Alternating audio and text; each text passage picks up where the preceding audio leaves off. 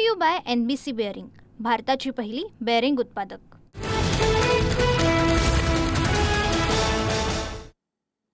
नमस्कार, सुप्रभात। मी रुशाली यादव सारंग। आता आपण पाहणार आहोत महाफास्ट 50 बातम्या।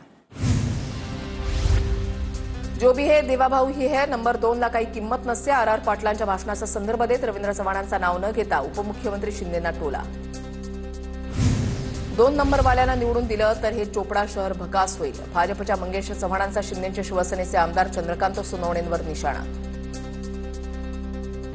भाजप पूर्णपणे बाटलेला पक्ष, जिकडे तिकडे फोडाफोडी सुरू। अजित पवारांचे नेते माणिकराव कोकाटेंचा माहितीमधल्याच भाजपवर निशाणा। कोकाटेंच्या विधानानं वादाची शक्यता। तुम्ही आम्ही सारे आज मोदींमुळेच जिवंत आहोत। कोट्यवधी रुपये खर्चून मोदींनी लस बनवली म्हणून आपण सर्व जिवंत आहोत, रवींद्र चव्हाणांचा दावा।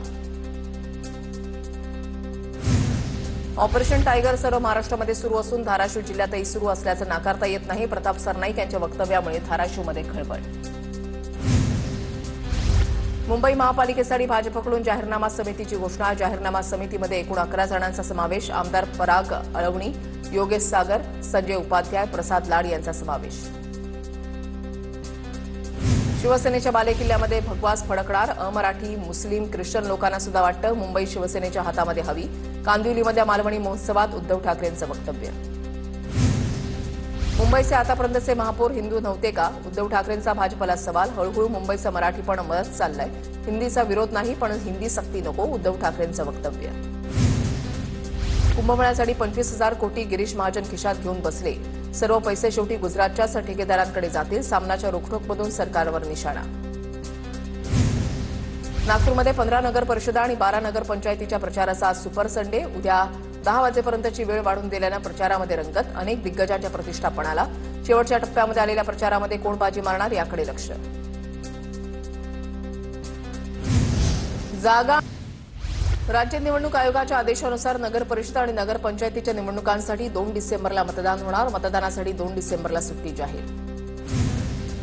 मुख्यमंत्री फडणवीसांची आज चंदगडमध्ये सभा। मुख्यमंत्री प्रचारासाठी नव्हे तर जनतेचे आभार मानण्यासाठी येत असल्याची आमदार शिवाजी पाटील यांची माहिती।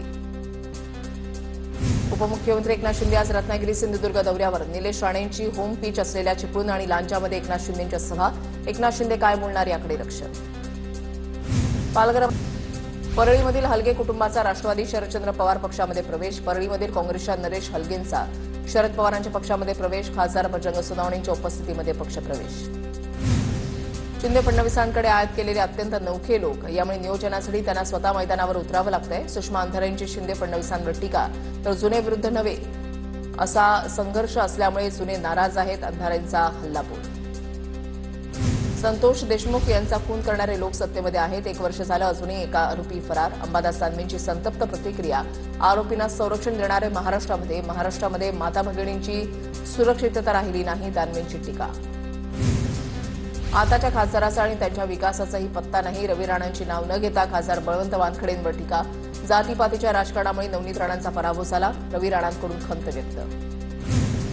उपमुख्यमंत्री अजित पवार यांचे लहान बंधू श्रीनिवास पवारांचे चिरंजीव युगेंद्र पवारांचा आज विवाह सोहळा। हळदीच्या कार्यक्रमाला पवार कुटुंबीय उपस्थित। अजित पवार निवडणुकीच्या प्रचारामध्ये व्यस्त असताना लग्नाला उपस्थित राहणार का याकडे नजरा। डोंबिवलीमध्ये मनसेला मोठा झटका। मनसे जिल्हाध्यक्ष प्रकाश भोईर आणि पत्नी सरोज भोईर यांचा भाजपमध्ये प्रवेश। रवींद्र चव्हाणांच्या उपस्थितीमध्ये डोंबिवलीमधील उमेश नगर मैदानामध्ये पक्षप्रवेश। दिवसा भाजपचा प्रचार आणि आतून युवा स्वाभिमान पक्षाचा प्रचार। इथं कुठं गेलं बटेंगे तो कटेंगे। बच्चू कडू यांची नवनीत राणा आणि रवी राणांवर टीका। स्वाभिमानी पक्ष आणि भाजप एकत्र लढत नसल्याचाही बच्चू कडूंचा आरोप। कराड नगरपालिकेचे लोकशाही आघाडीचे उमेदवार पोपटराव साळुंखेच्या प्रचारार्थ निलेश लंकेंची पदयात्रा। पोपटराव साळुंखे मोठ्या मताधिक्याने निवडून येतील, खासदार निलेश लंकेंकडून विश्वास व्यक्त। साताऱ्याच्या कराडमधील काँग्रेसच्या नगराध्यक्ष पदाच्या उमेदवारासाठी पृथ्वीराज चव्हाणांकडून प्रचार। कराडमधील जनता काँग्रेससोबत असल्याचा पृथ्वीराज चव्हाणांचा दावा। रत्नागिरीमध्ये उद्यापासून 3 दिवस नगर परिषद आणि नगरपंचायत निवडणुकीच्या पार्श्वभूमीवर दारूची दुकानं राहणार बंद। 1 डिसेंबर ते 3 डिसेंबरपर्यंत दारूची दुकानं बंद ठेवण्याचे आदेश। हातकणंगले नगरपंचायत निवडणुकीमध्ये अपक्ष उमेदवारांचा जोर वाढला। नगराध्यक्षपदासाठी अपक्ष म्हणून दिव्यांग असलेले जावेद हुसेन जमादार रिंगणात। तर जनतेचा विकास हेच माझं ध्येय, जावेद हुसेन यांची प्रतिक्रिया। भोरमधल्या छत्रपती शिवाजी विद्यालयामधील विद्यार्थ्यांकडून अनोख्या पद्धतीनं मतदार जनजागृती. यावेळेला महाराष्ट्राच्या नकाशाची हुबेहूब प्रतिकृती साकारून घोषणा देत विद्यार्थ्यांनी मतदान करण्याचा दिला संदेश.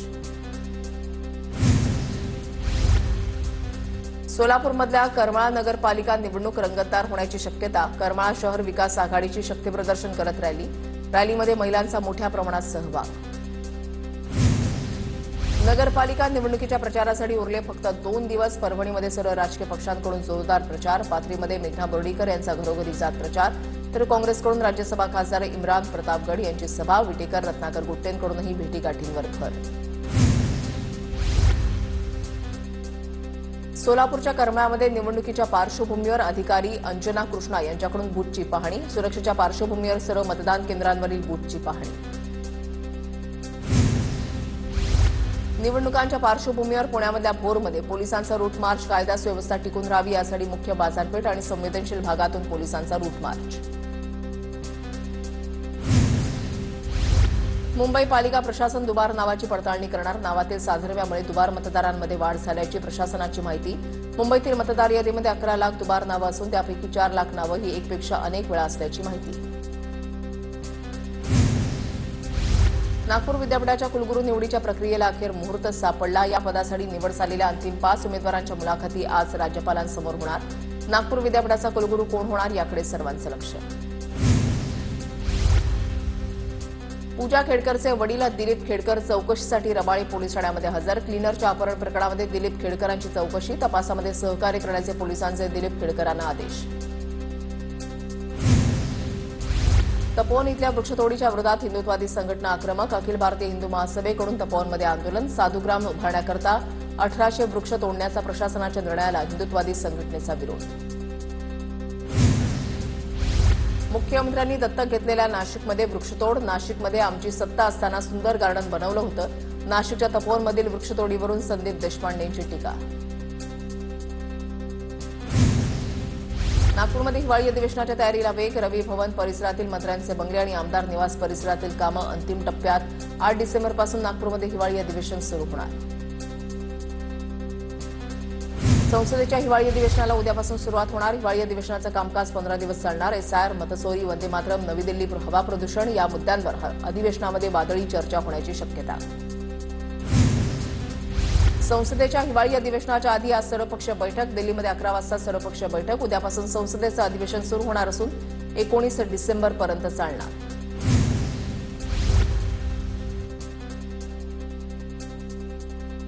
शेतकऱ्यांनी केवायसी अपडेट न केल्यानं 7,500 शेतकऱ्यांना फटका. गारपीट आणि अतिवृष्टी मदत निधीपासून शेतकरी वंचित राहिले. गारपीट आणि अतिवृष्टीमुळे 52,000 शेतकऱ्यांचं 22,000 हेक्टरचं नुकसान. रब्बी हंगामातील पीक विम्याकडे शेतकऱ्यांची पाठ. आतापर्यंत 3,26,168 शेतकऱ्यांचं अर्ज. गेल्या वर्षी सुमारे 55 लाख शेतकऱ्यांनी हा विमा उतरवला होता. शेतकऱ्यांनी मुदत संपण्यापूर्वीच पीक विमा उतरवण्याचं आवाहन. कोल्हापूर जिल्ह्यामधल्या ज्येष्ठ नेते महादेवराव महाडिक यांचा ऊस खातानाचा व्हिडिओ व्हायरल. छत्रपती राजाराम सहकारी साखर कारखान्याच्या कार्यालयामधील व्हिडिओ असल्याची माहिती.